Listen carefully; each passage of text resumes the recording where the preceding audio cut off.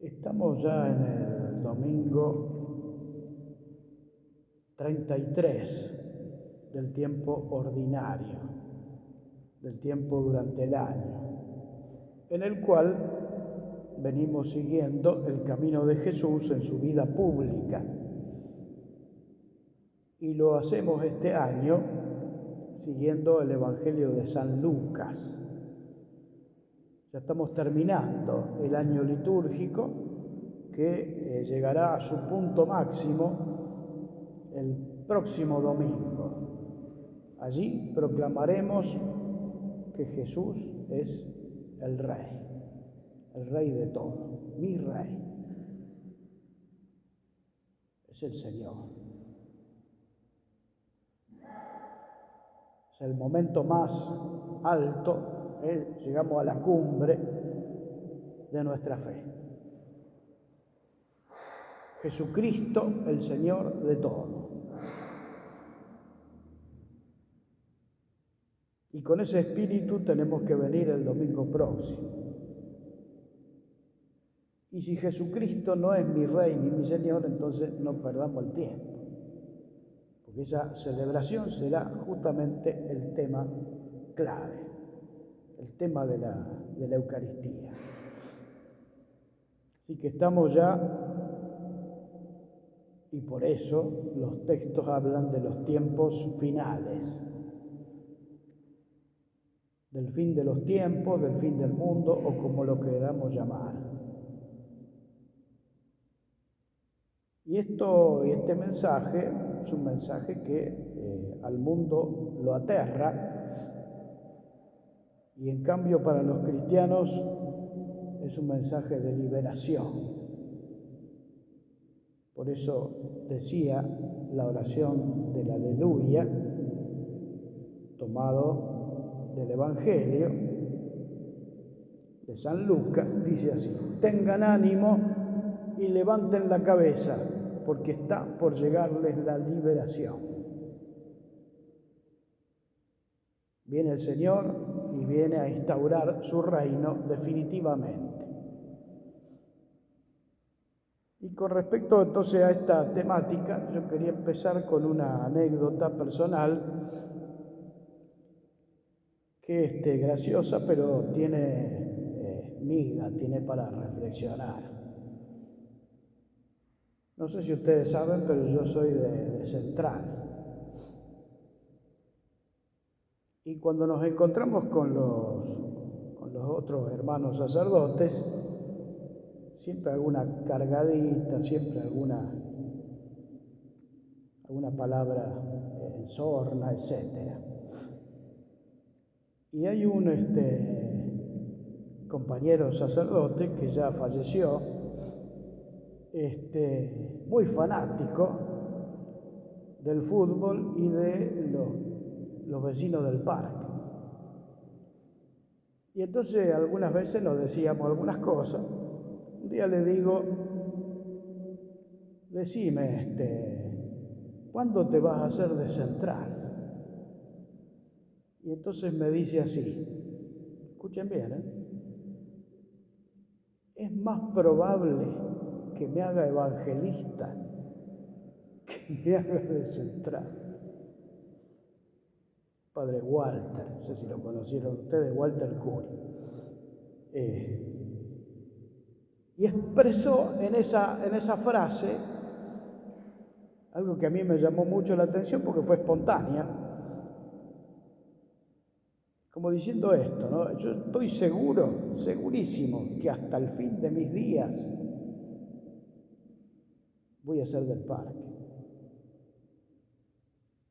Pero no estaba tan seguro de que fuera cristiano católico.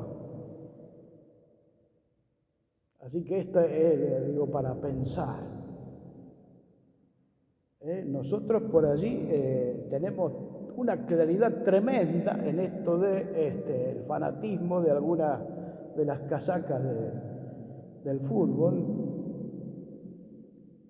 pero yo quisiera saber si estamos tan seguros de que vamos a llegar al fin de nuestros días con esta fe. porque van pasando cosas en la vida.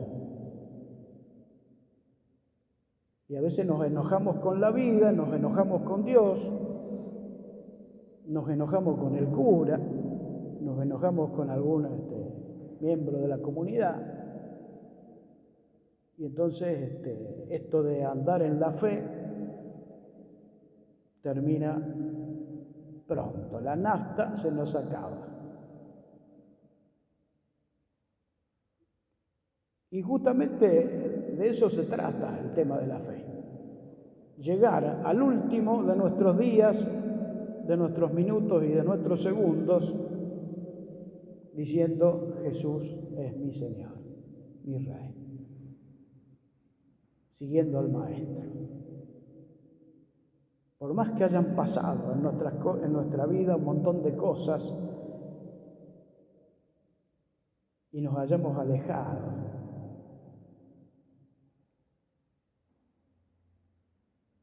por eso es interesante esto de no estar tan seguros de cómo irá nuestra fe, si la podremos mantener. Así decía al final del Evangelio que hoy leímos: gracias a la constancia salvarán sus vidas. La constancia, la perseverancia, mantener la fe. Y así dice San Pablo en una de sus cartas, cuando ya está preso y lo van a crucificar, escribe en una carta: he combatido el buen combate, he mantenido la fe. San Pablo. No dice: yo fui el gran misionero, yo convertí a mucha gente, yo planté la iglesia en distintos lugares. No. Mantener la fe. Y tenemos que mantener la fe hasta el último de nuestros días. De esto se trata. Y así nos tiene que agarrar el fin de los tiempos y así nos tiene que agarrar el fin de nuestros días. Comienza la palabra del Evangelio de hoy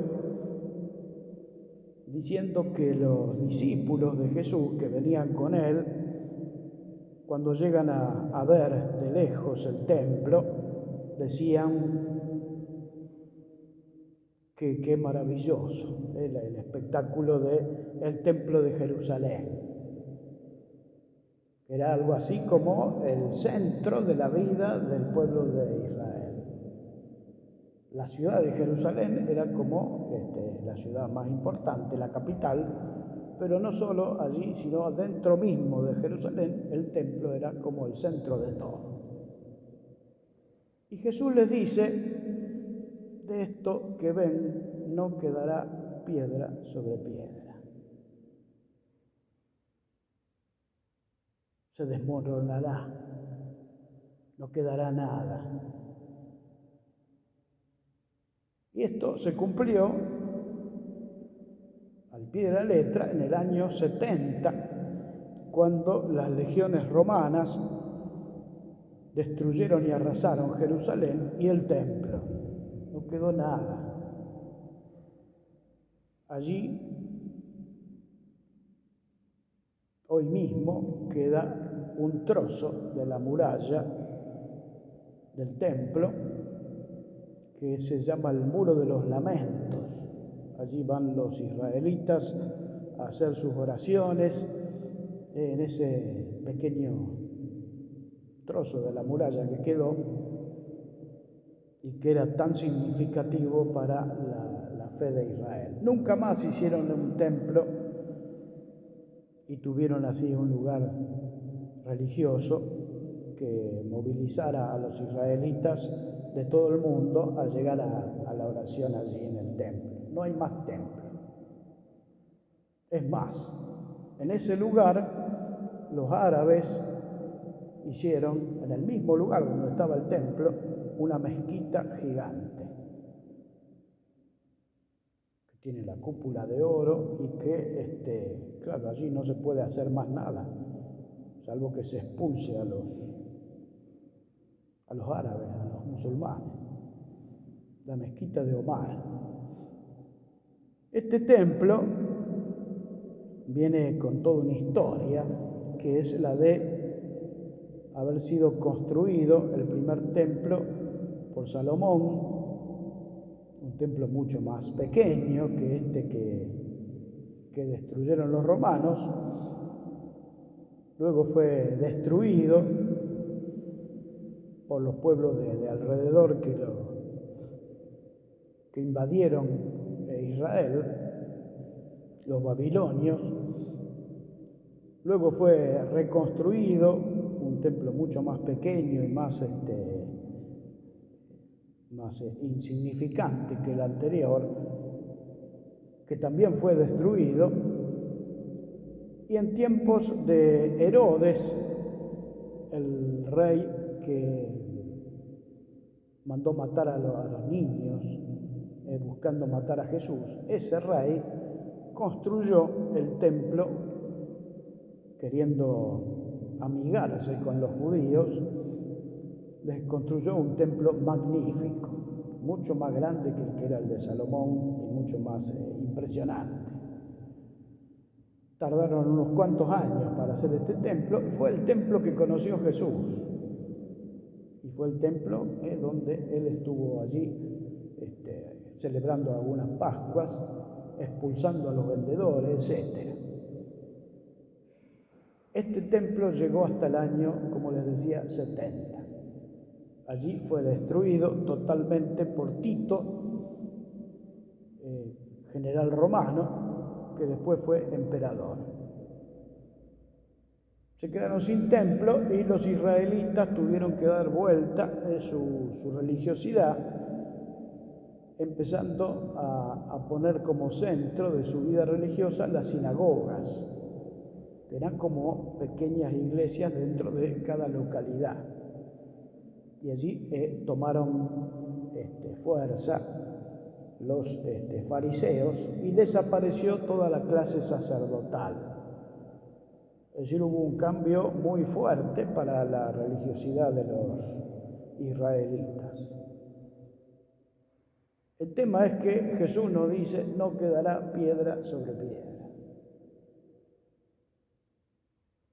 La Iglesia durante unos cuantos años, más de 300 años, no tuvo templos. Se reunían donde podían, la mayoría de las veces en casas de familia que eran facilitadas para hacer la parte litúrgica, los bautismos, etc. Recién con un emperador romano que se hizo cristiano, Constantino, empezó a haber nuevamente templos. Reincidimos un poco en esa temática. Y hoy están multiplicados los templos por todas partes. Más o menos en las ciudades, cada 10, 15 cuadras tenemos algún templo. Bueno, ¿a dónde iba con todo esto? Que el Señor nos habla de que todas estas construcciones magníficas que tenemos no son tan importantes. Así se destruyera el lugar donde la cristiandad tiene como su centro, el Vaticano, si se destruyera completamente por el tema que sea, nuestra fe no está allí. Nuestra fe está en Jesús. Él es el centro de nuestra fe. Por eso, este tiempo de poner las barbas en remojo, tiempo de volver a pensar en nuestra fe y volver a afirmarla. Nosotros estamos siguiendo a Jesús.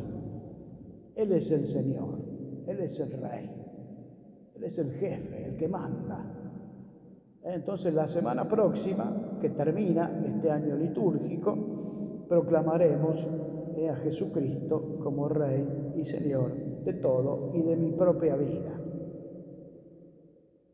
Allí terminará el año litúrgico y el la semana siguiente comenzaremos el Adviento, donde ya comenzamos un año nuevo preparándonos para el nacimiento de Jesús, preparándonos para la Navidad.